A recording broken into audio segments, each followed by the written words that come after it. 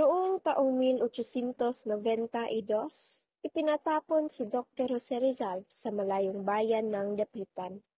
Ngunit kahit malayo sa Maynila, ipinagpatuloy niya ang paglilingkod bilang guro, manggagamot at kaibigan ng mga tao.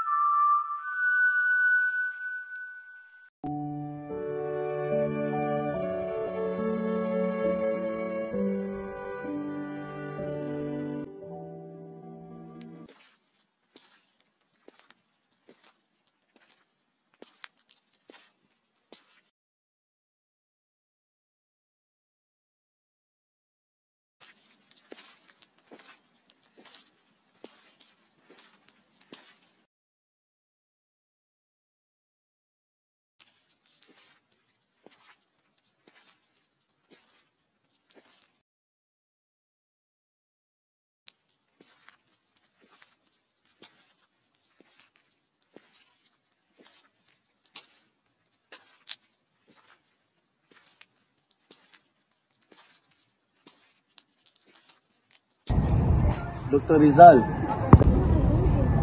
bagamat ikaw ay bilanggo ng pamahalaan, igagalang kita hindi isang rebelde lamang, ikaw ay taong mapayapa.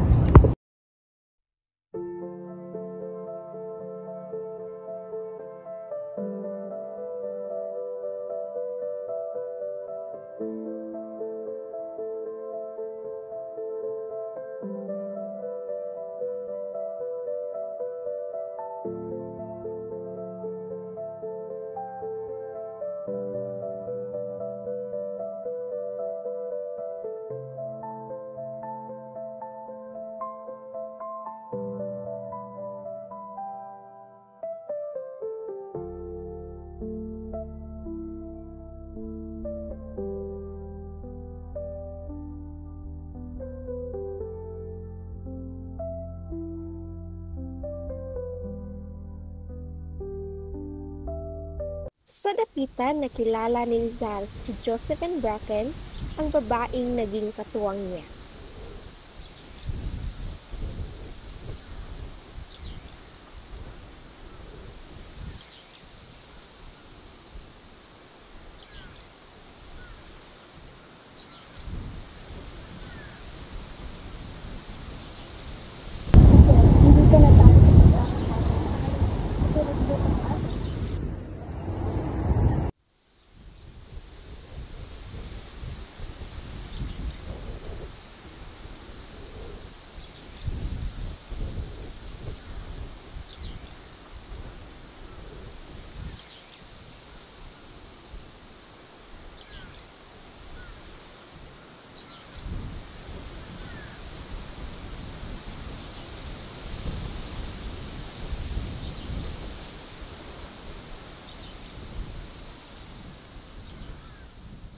Jose, ano ba bang aalis ka na? Baka hindi na tayo muling magkikita. Josephine, may 12 estranghera. Hindi ko rin alam kung magkakabalik pa ba ako. Pero tungkulin ko sa bayan ay tawagin ako ng kapalaran. Pero bakit kailangan ito pa? Wala ka naman kasalanan. Jose, hindi ba sapat ang mga tao natin dito sa Dapitan? El deber antes di el amor. Mahal kita, Josephine. Pero mas mahal ko ang aking bayan. Jose, natatakot ako baka hindi na tayo makikita. Tandaan mo, Josephine. Mi ultimo pensamiento será para ti.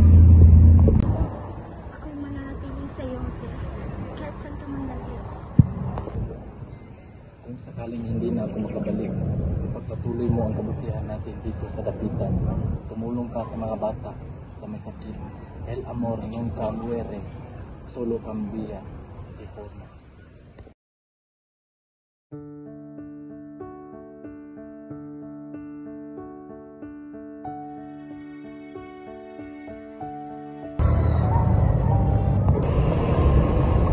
Dr. Jose Rizal, handa na po ang bangka. Kailangan na nating umalis. Adios, mi disciplina. ¡Ay! ¡Vuelve pronto, mi amor!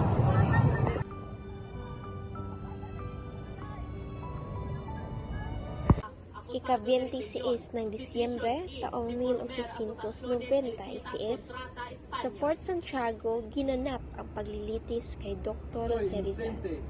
Harap-harapan niyang haharapin ang mga paratang ng mga Kastila. Pero sus libros no limitan y el filibusterismo consideran al Pedro contra España. Mis libros no enseñan la violencia, enseñan el amor, la patria y la justicia. Tama si Rizal! Mabuhay si Rizal! Claro que no soy responsable de la insurrección. Si mi muerte puede servir mi patria, la acepto con alegría. Tahimik ang lahat. Ramdam ang kabenihan sa bawat salita ni Rizal. Y muerte por fusilamiento el día 30 de diciembre de 1896. At doon nagtapos ang paglilitis. Si Rizal ay humarap sa kamatayan ng may dangal at pag-ibig sa bayan. Mula sa kanyang dugo, sumibol ang diwa ng kalayaan. Noong ika-30 ng Disyembre, taong 1896, sa Bagong Bayan, hinarap ni Dr. Jose Rizal ang kanyang huling oras.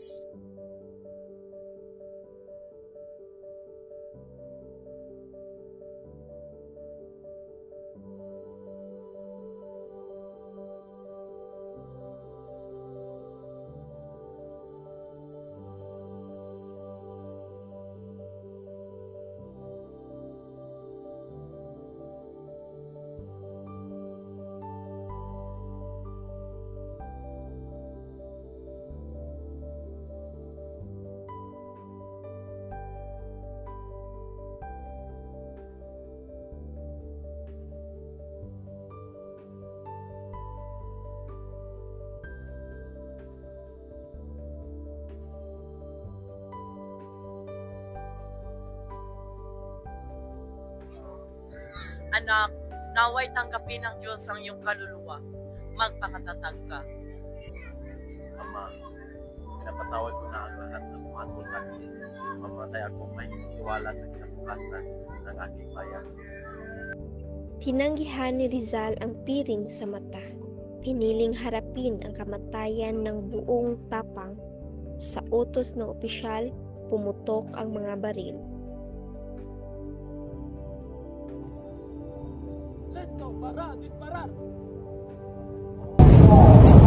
Consumación es. Ngunit ang kamatayan ni Rizal ay hindi wakas. Ito'y naging simula ng revolusyon. Ang kanyang sakripisyo ay gising sa bayan at ang kanyang espiritu ay patuloy na nabubuhay sa bawat Pilipinong naghahangad ng kalayaan.